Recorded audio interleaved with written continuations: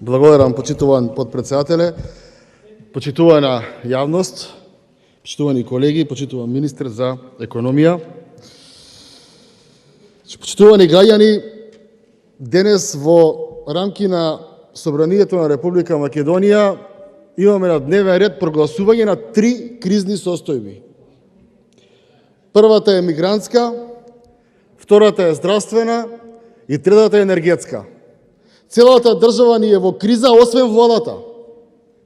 Само тие блескаат, само тие прогресивно се движат напред, додека ние граѓаните работиме за тие да уживаат.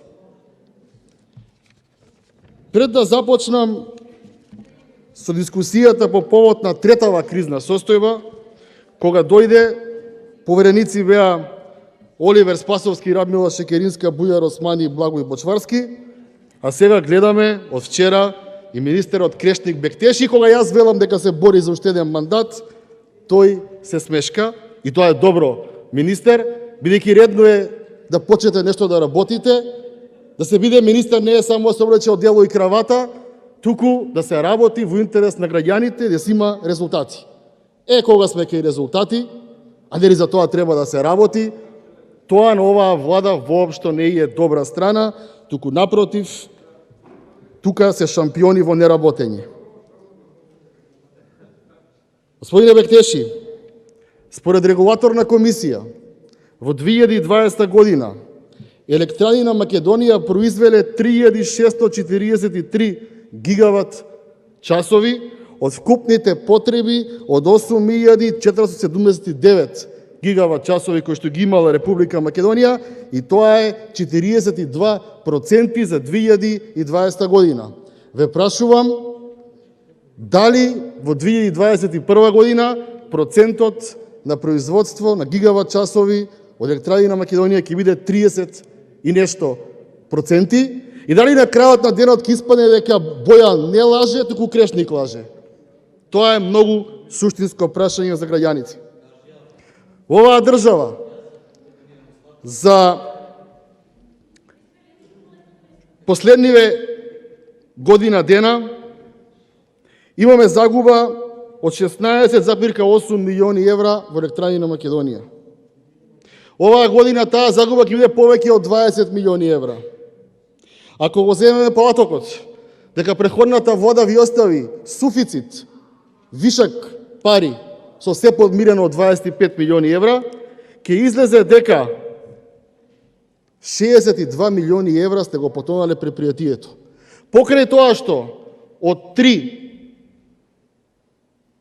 во Рек Битола производствени погони, N2 со нецелосен капацитет, можете да оправите 2, и покрај тоа што за жал Вруток, најголемата хидроцентрала, имаше сериозна хаварија, и покрај тоа што за жал ги исушивте сите водни богатства на оваа држава од Шпиле до Калиманци, успеавте да бидете единствената влада која што за 3 години кумулативно е покачила електричната енергија за цели 40%. Имав едно покачување од 7,4%, па 12,36%, и што би рекле почитувани граѓани, во ваш интерес ќе биде следното покачување на цената на електричната енергија, барем тоа така ни беше соопштено од Министерство за економија. Имаме повеќе причини зошто денес прогласуваме 3 кризни состојби. Доминантно се заради арамилак и несовесно работење. Првата причина е поради тоа што во пролетта во Рек Битола немаше ископи. Немаше ископи за јаглен, кој што ќе ја дочека зимата припремени, и тоа му е она како приказната со штурчето и мравките, додека другите држави собирале јаглен, имаат да произведат електрична енергија, имаат и за извоз. Нашите се занимаваа со парламентарни мнозинства, со блескање и со прогресивност. Втората причина е лошото одржување и неквалитетно на постројките во Рек Битола пред се, и пожарот во блок 3. Доблесно да се каже од владата дека ќе биде во аут повеќе од 6 до 7 месеци, и затоа тука имаме намалување од 200 мегавати помалку кои што ги купуваме на пазар. Тие се основните причини зашто РЕК тоне, а зашто ние плаќаме повеќе струја. Причините не се објективни, причините се субјективни. Човечки фактор и клептоманство.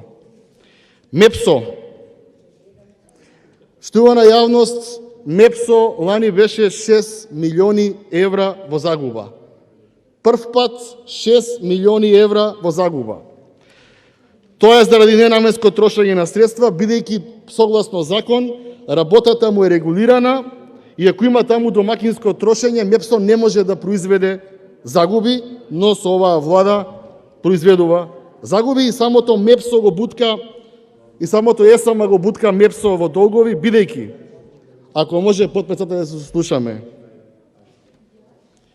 Штувана јавност, штувани колеги, секое земање на струја од енергетските пазари, доколку вие како држава имате хаварија, цената е една, а доколку земате струја од меѓународните компании и од меѓународната европска енергетска мрежа, а немате хаварија, не сте си произвеле, тогаш плаќате екстремно скапа струја.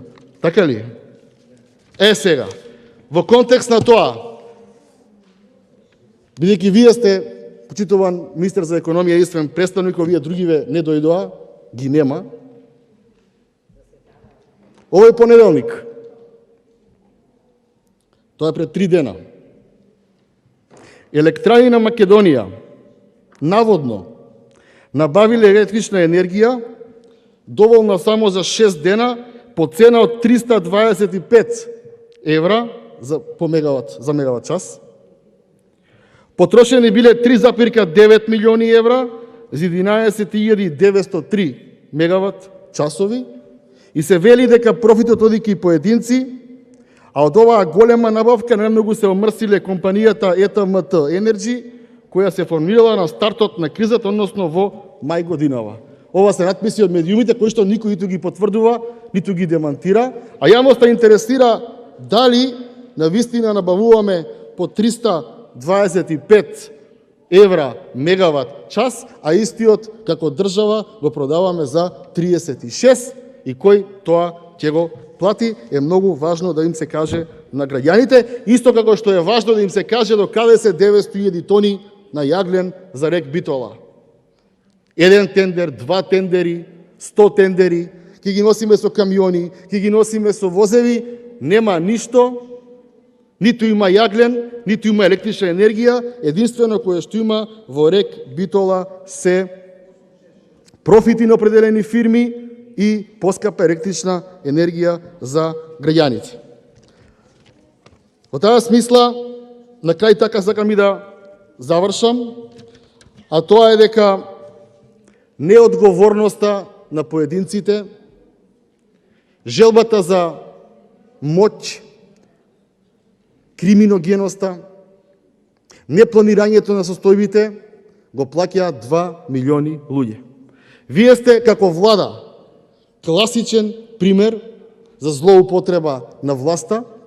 Вие како влада сте класичен пример за тоа како не треба да биде и вие како влада треба да бидете доблесни да излезете и да им ја кажете вистината на македонските граѓани, а не да прогласувате од една страна по 3 кризни состојби,